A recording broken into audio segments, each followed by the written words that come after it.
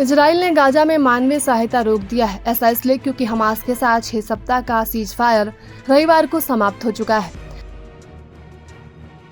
Iran समर्थित फिलिस्तीनी गुट ने सीज फायर को बढ़ाने के अमेरिकी प्रस्ताव को अस्वीकार कर दिया, जिससे तनाव बढ़ गया है।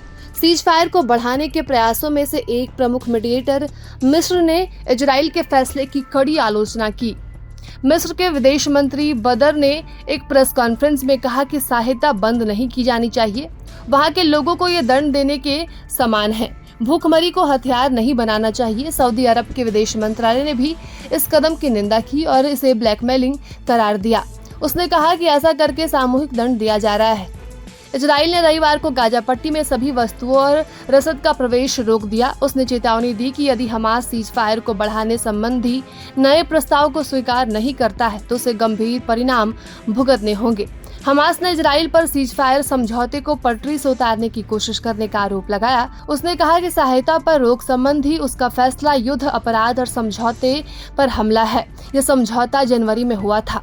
वही इजरायली प्रधानमंत्री बेंजामिन ने कहा कि इजराइल अमेरिका के राष्ट्रपति डोनाल्ड ट्रंप के प्रशासन के साथ है। वर्तमान समझौतों के तहत इजराइल पहले चरण के बाद लड़ाई फिर से शुरू कर सकता है। इजराइल के एक अधिकारी ने नाम उजागर न करने की शर्त पर बताया कि सहायता निलंबित करने का निर्णय ट्रंप प्रशासन के साथ बातचीत के बाद लिया गया और नेतन्याहू के कार्यकाल के अनुसार प्रस्ताव के तहत आधे बंधकों को चाहे वे जीवित हो या मृत पहले दिन छोड़ा जाएगा। अगर स्थायी सीज फायर पर सहमति बन जाती है तो बाकी को रिहा कर दिया जाएगा। इजराइल द्वारा घोषित प्रस्ताव या सहायता बंद करने के उसके निर्णय पर अमेरिका की ओर से तत्काल कोई टिप्पणी नहीं की गई।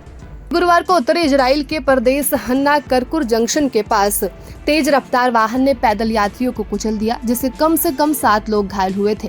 इस घटना को इजरायली पुलिस ने संभावित आतंकी हमला मानते हुए जांच शुरू कर दी थी और हमलावर ने भीड़ भाड़ वाले बस स्टेशन के पास वाहन को तेजी से चलाते हुए कई लोगों को टक्कर मारी। घटना के बाद हमलावर मौके से फरार हो गए थे, लेकिन सुरक्षा बलों ने तुरंत कार्रवाई करते हुए गान शमूएल के पास उसे गिरफ्तार कर लिया और इजराइल की आपातकालीन सेवा MDA के मुताबिक घटना में घायल 7 लोगों में से एक की हालत गंभीर बनी हुई थी। घायलों में 20 से 70 वर्ष की उम्र के 5 पुरुष और 3 महिलाएं शामिल थी। और इजराइल पहले से ही आतंकी हमलों के बढ़ते मामलों से जूझ रहा है और हाल के महीनों में वाहन से कुचलने और चाकूबाजी जैसी घटनाओं में इजाफा हुआ है। गुरुवार की इस घटना ने स्थानीय लोगों में दहशत फैला दी है। प्रत्यक्षदर्शियों ने बताया कि हमलावर ने जानबूझकर भीड़ को निशाना बनाया और तेज गति से वाहन चलाते हुए हमला किया। घटना के तुरंत बाद पुलिस ने पूरे इलाके को घेर लिया था और जांच शुरू कर दी थी और घायलों के परिवार वालों को सूचना दी गई थी और अस्पताल में उनका इलाज जारी था।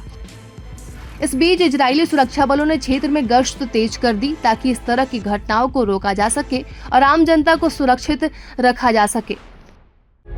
प्रभातखबर.com, विश्वास वही, रफ्तार नहीं।